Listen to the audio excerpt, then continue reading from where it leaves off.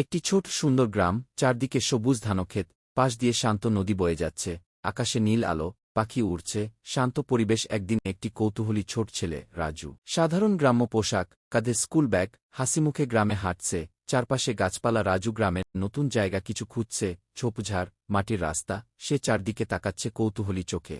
তারপর রাজু রহস্যের কথা শুনতে পেল। একজন বুড়ো লোক গ্রামবাসীদের সাথে কথা বলছে, পেছনে বড় বটগাছের ছায়া। পরিবেশ একটু রহস্যময়। রাজু বটগাছের দিকে যাত্রা। রাজু একা বিকেলের আলোয় বটগাছের দিকে হাঁটছে, সূর্য অস্ত যাচ্ছে, আকাশ কমলালাল, রহস্যময় পরিবেশ।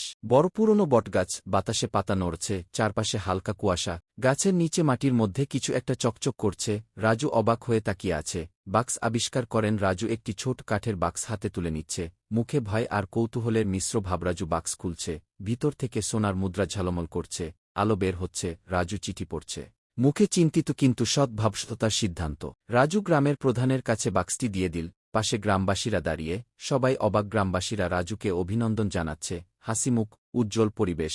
বটগাছের সম্মান। তারপর থেকে সেই বটগাছ এখন শান্ত ও সুন্দর। গ্রামের মানুষ সেখানে প্রণাম করছে, ভয় নেই।